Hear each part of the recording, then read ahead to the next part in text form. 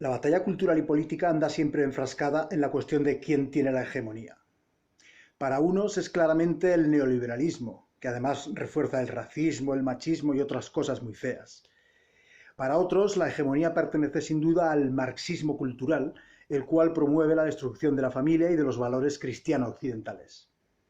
Para unos terceros, entre los que se encuentran quizá las mentes más preclaras, la hegemonía hoy la detenta una alianza fáctica y no siempre consciente entre el poder económico transnacional y la ideología de la diversidad, entre los grandes financieros y los grandes mesías del progreso. Yo no puedo afirmar con certeza que este diagnóstico sea exacto, pero en el tiempo que llevo barajando unas y otras tesis, que ya son unos cuantos años, diría que esta es la más ajustada a los hechos. Yo aquí no pretendo sentar cátedra ni mucho menos. Este canal nunca ha pretendido hacerlo. Lo que buscamos desde esta tribuna es dinamizar el contraste de ideas y no conformarnos nunca con una única explicación o con una única perspectiva. Lo que voy a tratar de hacer, pues, en los minutos siguientes es presentar unas hipótesis que considero merecedoras de ponerse sobre el tapete. Lo que me ha animado a hacer este vídeo es la lectura de una serie de artículos escritos por Adriano Erriguel, abogado y politólogo mexicano, cuyos enlaces les dejaré en la descripción. Antes que nada, debo comenzar por decir que la teoría liberal, a la que yo me adscribo con muchos matices, explica acertadamente unas cuantas cosas, pero no las explica todas. Y hoy por hoy se encuentra en gran parte ante un callejón sin salida, pues como recuerda habitualmente José Javier Esparza, ponerle límite al poder era una cuestión más sencilla en los siglos anteriores, pero ya no tanto en la actualidad, cuando no son solo los estados quienes lo detentan, sino que por encima de ellos existen organizaciones supranacionales como la ONU, el Banco Mundial, el FMI, la Unión Europea o el tan querido por los conspiranoicos Club Bilderberg. Entremezclados, por si fuera poco, con grandes poderes económicos.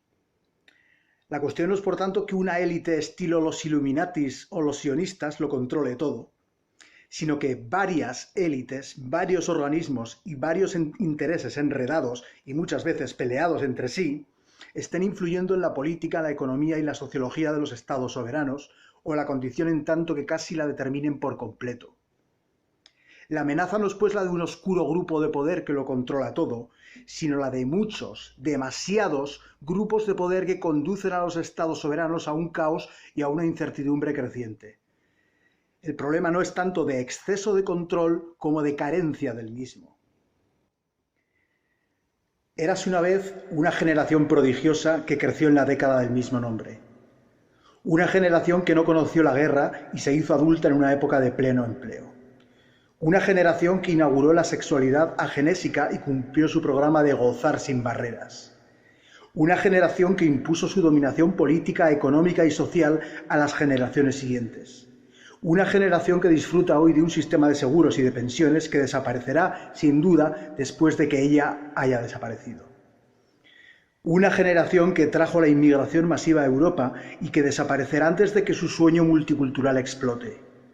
Una generación que creció en familias grandes y unidas y deja tras de sí un reguero de familias rotas y de solitarios.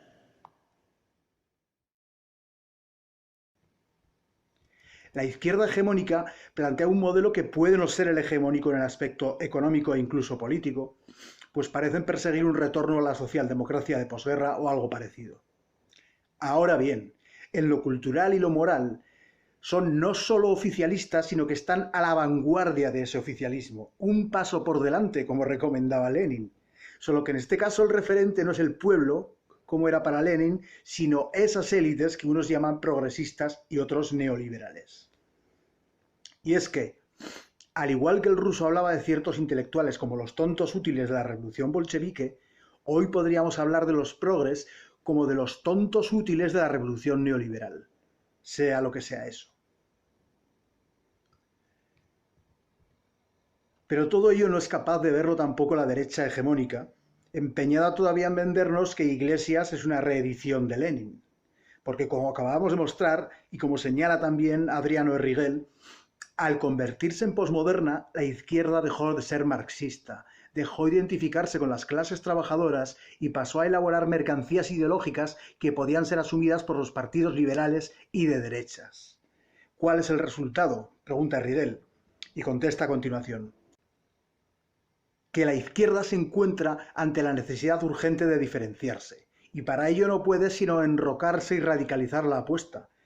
El resultado final, concluye Rigel, es esa izquierda subvencionada por los especuladores filántropos internacionales, esa izquierda engreída que los franceses llaman gauche bobo, la izquierda más antipopular y elitista que haya existido nunca. Pero sus contradicciones llegan aún más lejos. En el caso de Podemos en España, que es lógicamente el que más conozco, se partió ya de inicio con un mensaje soberanista, pero también se asumió desde el minuto uno el derecho a decidir de las supuestas naciones que componen el Estado español. Entonces, en suma, ¿qué tenemos? Pues por un lado tenemos que esta izquierda hegemónica juega el papel de vanguardia y a la vez guardia pretoriana de los mandamases, cosa que podemos comprobar cuando encabezan las protestas y los escraches contra las bestias negras del sistema, esos a los que llaman ultras, populistas o extrema derecha. Por otro lado tenemos, al menos en el caso español, a unos supuestos soberanistas a quienes no parece importarles si el Estado para el que reclaman mayor soberanía sea uno de 46 millones de habitantes, de 35, de 20... Y sí, sé que ahora hay una brecha abierta en Podemos y que Rejón le hizo una acertada crítica a Iglesias por contribuir con su alerta antifascista a la polarización. Y sé también que este Danton ha sido siempre más listo que aquel Robespierre, de ahí su nuevo acierto al darse cuenta de que, en sus propias palabras, la izquierda española no puede ser la única izquierda del mundo sin patria. Ahora bien, no nos equivoquemos. Las pocas veces que la izquierda hegemónica habla de autocrítica, se refiere exclusivamente a la estrategia, jamás al contenido de su discurso y de su agenda. Respecto a esto último, lo que practican es una continua huida hacia adelante, hasta que por fin se estrellen y sus ideas sean arrojadas al basurero de la historia. Lo cual espero que ocurra pronto porque las agonías son muy desagradables de ver y quienes agonizan dan demasiados tumbos y de forma demasiado imprevisible.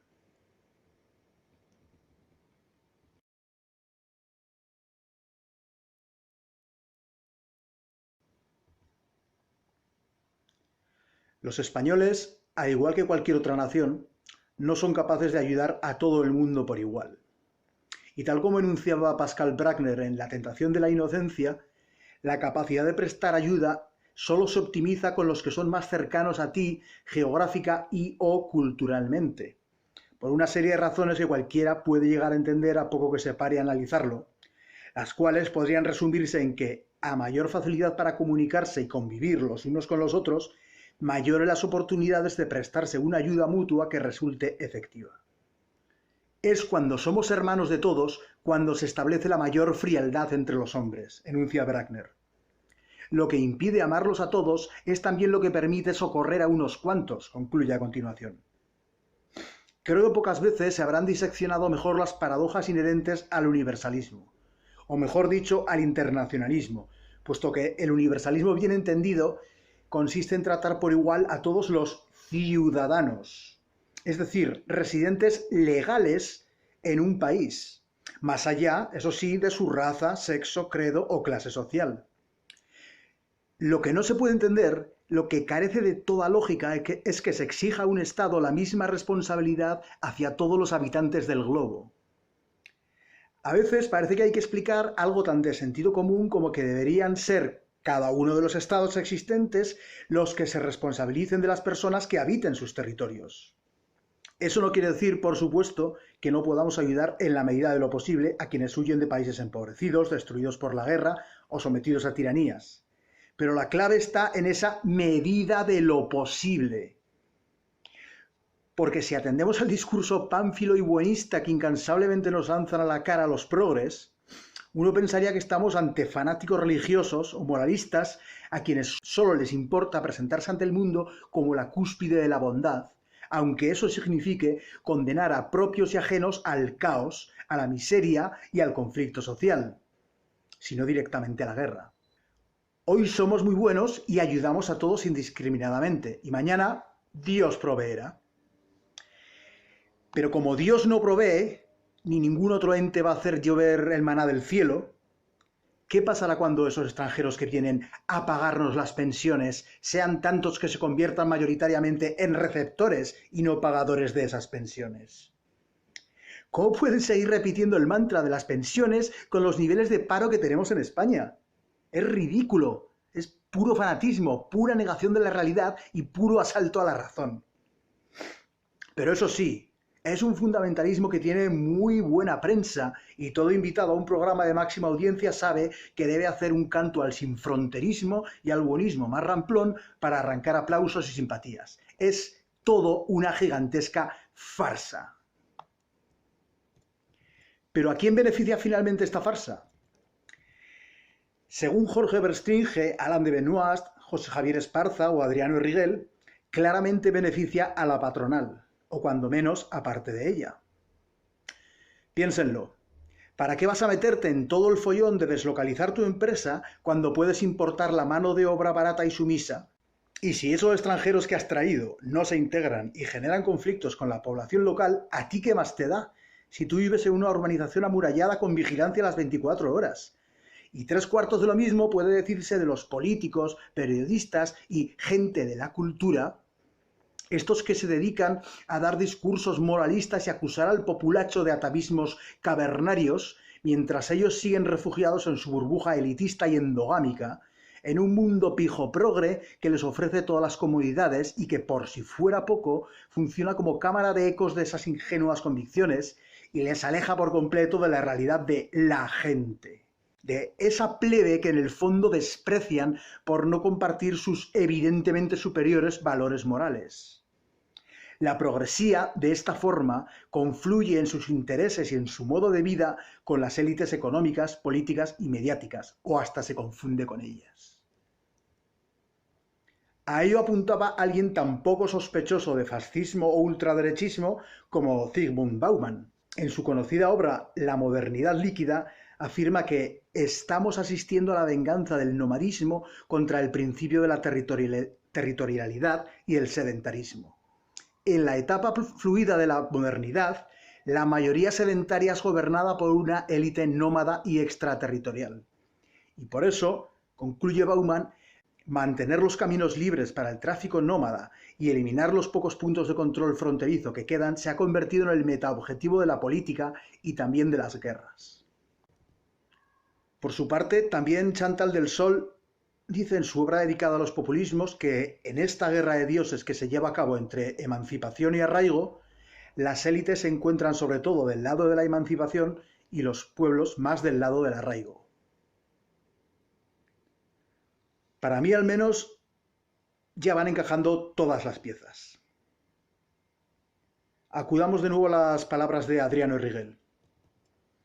Los nuevos patricios buscan nuevos plebeyos, lo cual se explica en función del inmenso desprecio que, en su fuero interno, esa inteligencia posmoderna debía profesar por el pueblo real, por el pueblo históricamente constituido con una identidad forjada a través de siglos.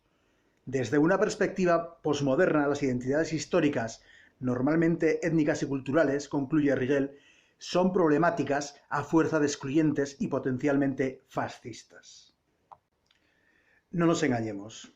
Las tradiciones, la religión y la identidad étnica y territorial siempre fue patrimonio de las clases bajas.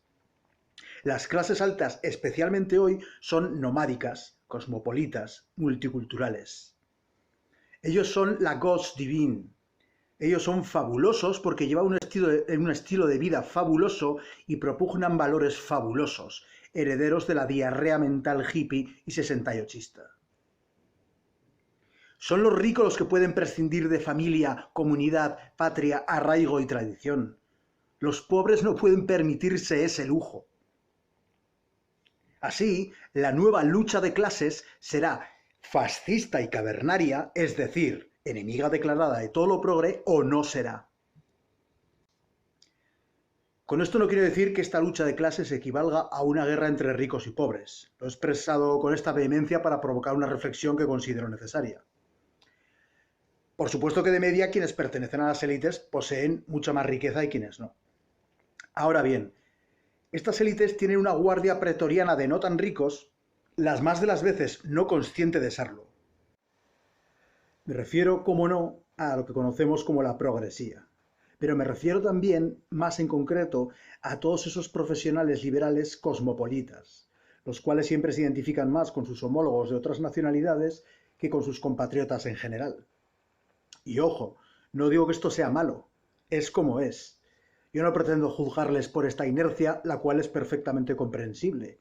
Por lo que les señalo y les acuso es por excederse en sus funciones y ejercer de sabonarolas, de guardianes de la moral, cosa que se ejemplificó mejor que nunca en el discurso de Meryl Streep contra Trump y sus votantes, dando a entender que ellos, los actores, poseen una empatía superior al resto de la población, dado que se dedican justamente a ponerse en el papel de personas de muy diversa clase, en la de todos menos en la del votante de Trump, porque con ellos, no demuestran ni un ápice de empatía.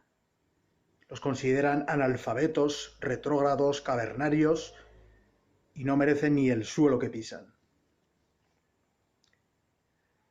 Y es que esta cosmovisión heredera del verano del amor y de mayo del 68 es la que une como sincero ideal o como cínica herramienta de poder a toda esta élite cosmopolita. Intelectuales, novelistas, actores y directores de cine, gente del show business en general, periodistas, políticos, empresarios, banqueros, pero también científicos, académicos, profesores, abogados, jueces. Y vuelvo a insistir en que entiendo perfectamente que ellos se mueven en un mundo cosmopolita y que así debe ser, puesto que objetivamente comparten más intereses con sus homólogos de otros países que con la mayoría de sus compatriotas. Hasta ahí, nada que objetar. El problema viene cuando toman su particular modo de vida y su particular forma de entender el mundo como el paradigma por el que sí o sí deberían regirse todos los demás. Ahí es cuando se vuelven déspotas ilustrados, tal como dije en otro vídeo. Ahí es cuando empiezan a despreciar, de forma mejor o peor disimulada, al ciudadano medio identificado con su bandera, con su comunidad, con su suelo, con sus tradiciones y también, ¿por qué no?, con su religión.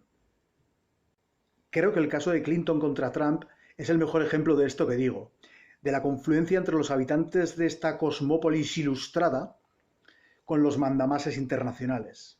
Y también el mejor ejemplo de cómo la izquierda hegemónica es la guardia pretoriana de aquellas élites. Resulta que Obama fue un imperialista de tomo y lomo, y que la Clinton lo era todavía más. Recordemos cómo se reía contando la forma en que se cargaron a Gaddafi. Pero sin embargo esto no pareció importarles a todas las izquierdas, radicales y moderadas, a la hora de unirse decididamente contra la amenaza que suponía Trump. Y aún hoy se les oye decir cosas como que, en palabras de Carles Francino, Estados Unidos es un país capaz de lo mejor y de lo peor, entendiendo como lo mejor a Obama y como lo peor a Trump. Así pues, ¿quién maneja a quién? ¿Los progres a las élites o las élites a los progres? Con esa pregunta tan crucial les dejo por hoy. Consúltenlo con la almohada y nos vemos en otra ocasión.